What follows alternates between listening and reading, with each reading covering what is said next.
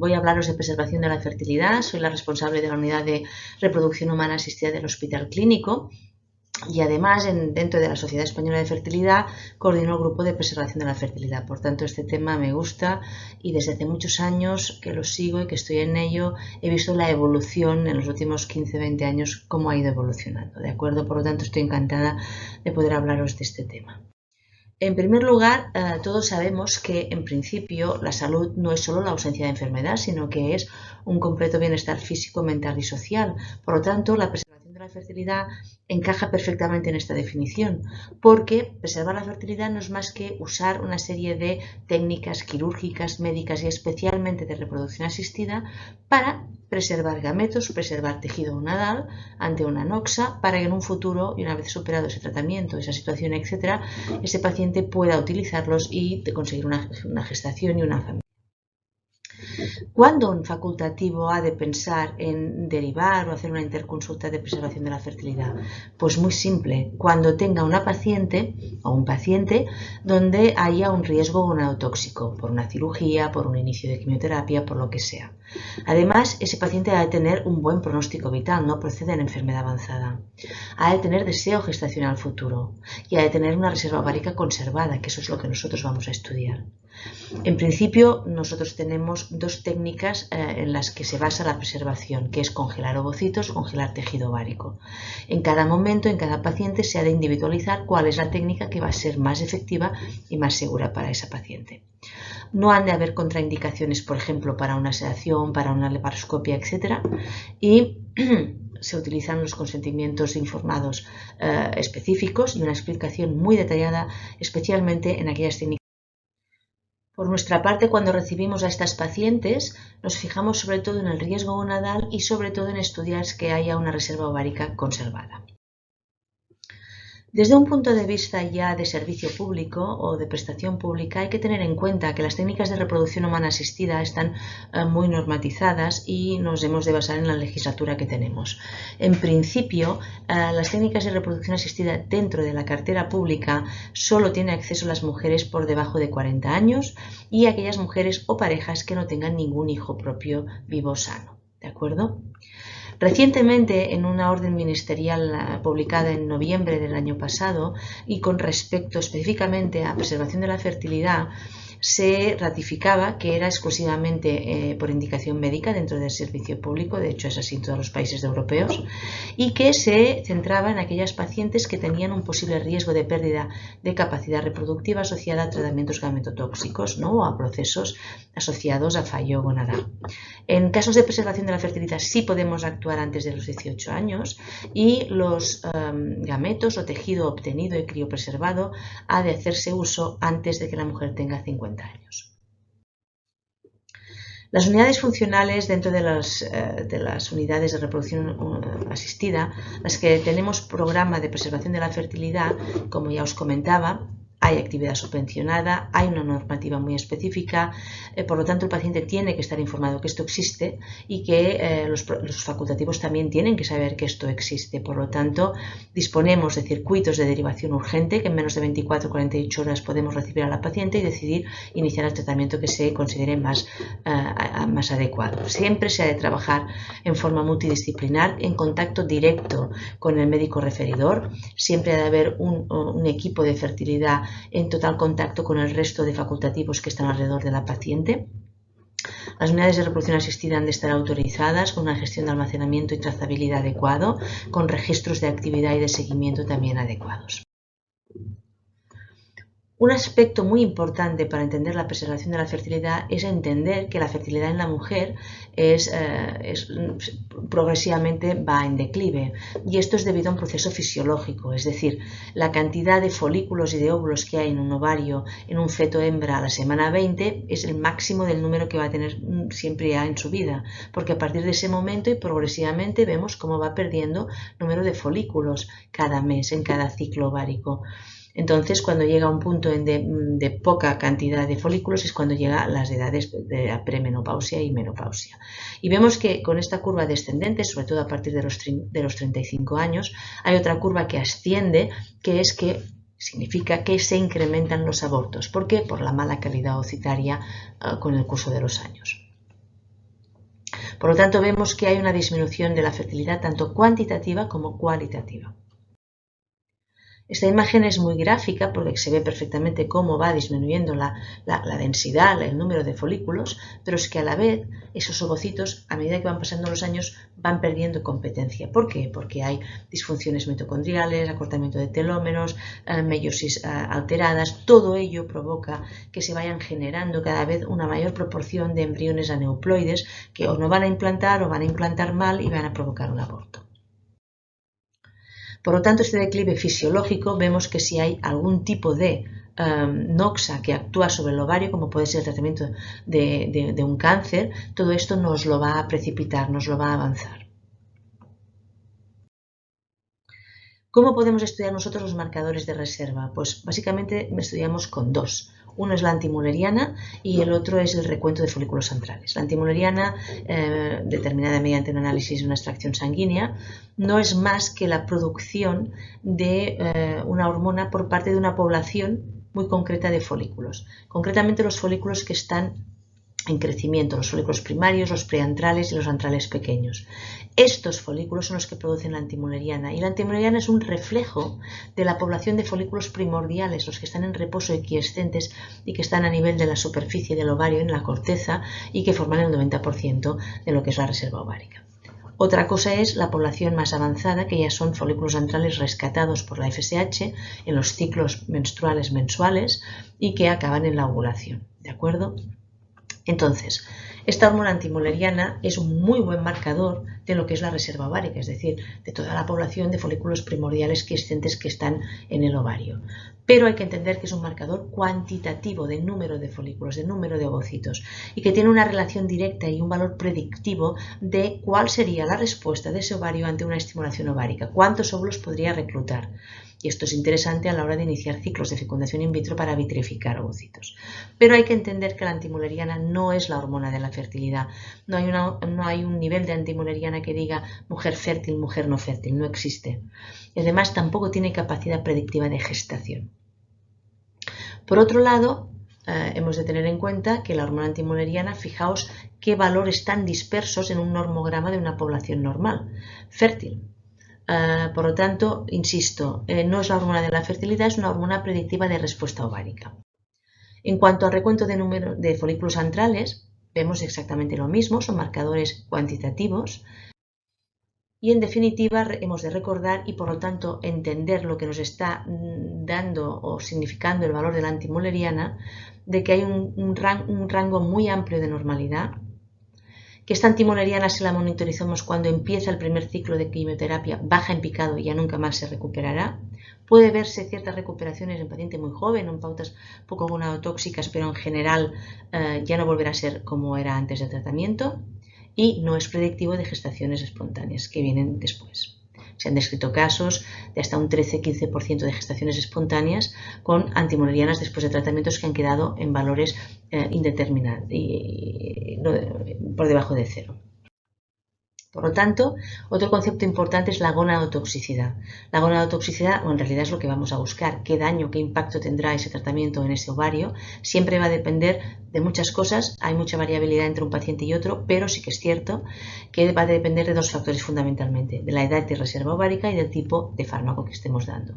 A más edad y a menos reserva ovárica, mayor impacto. Los agentes alquilantes, los más lesivos, ¿por qué? Porque como no son ciclodependientes, van a alterar la célula independientemente de que esté en fase de crecimiento o no. En cambio hay otros, por ejemplo los antimetabolitos, que estos solo van a atacar a los folículos en crecimiento, no a la reserva ovárica que está quiescente en forma de folículos primordiales. Por lo tanto, cuando vayamos a calcular la gonadotoxicidad de un tratamiento, veremos que siempre va en relación a la edad de la paciente y al tipo de fármaco. Y vemos que siempre hay un punto de inflexión a partir de los 35 años, especialmente en las pautas de quimioterapia del tratamiento del cáncer de mama, porque tienen agentes alquilantes.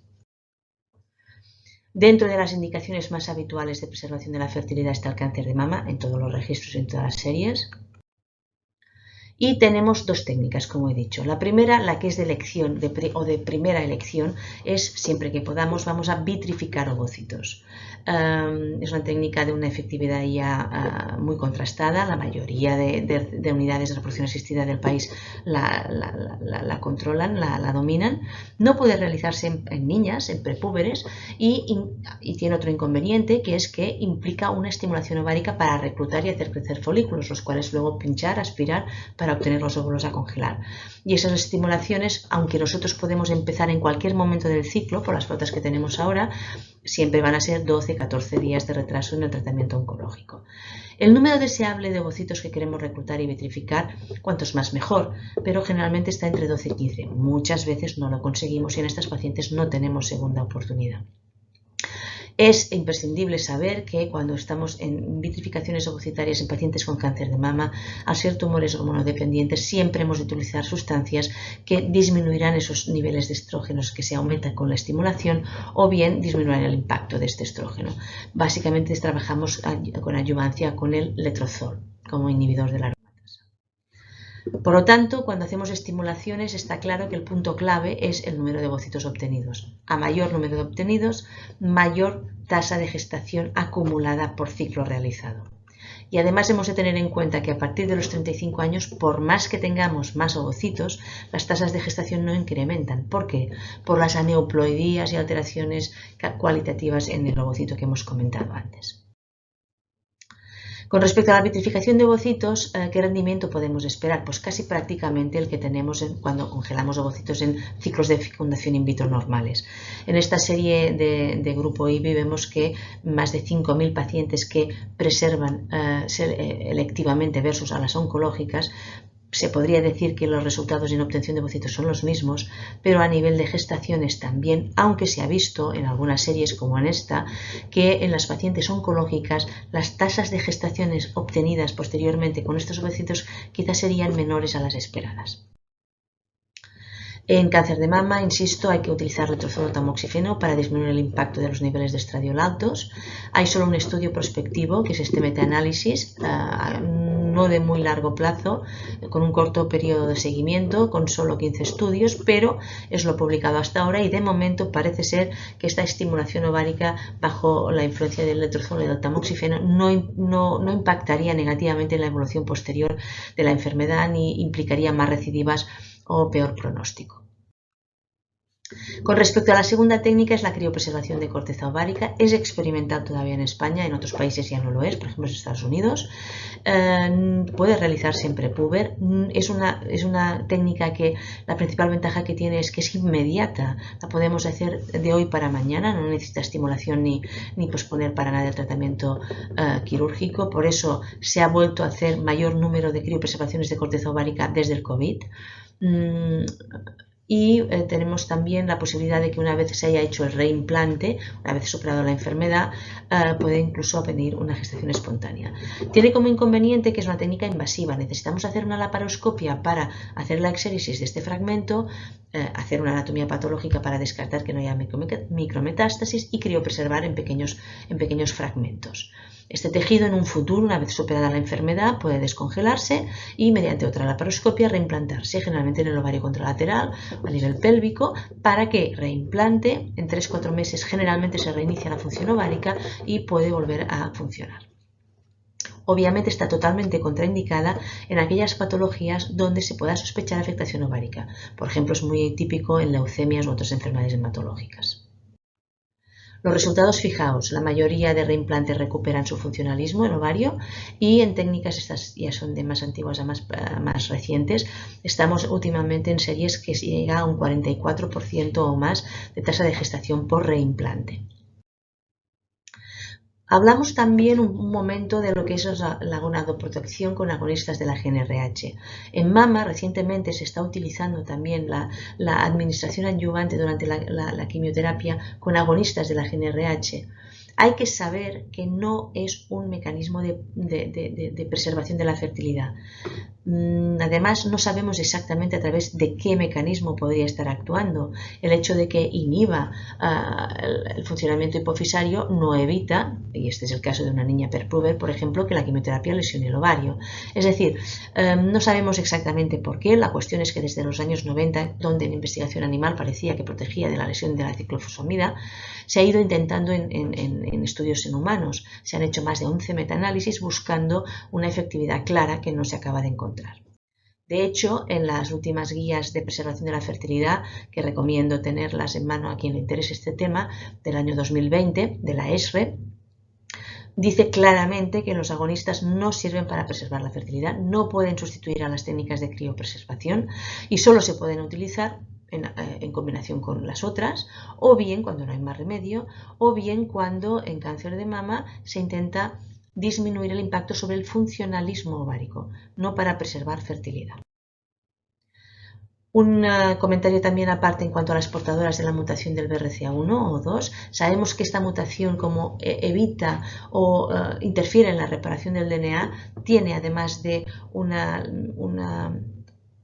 un efecto de predisposición a desarrollar cáncer, también tiene un efecto sobre el ovario, alteraría probablemente la foliculogénesis, precipitando la pérdida de folículos y de ovocitos. Por lo tanto, son pacientes que tienen que tener un consejo reproductivo aparte.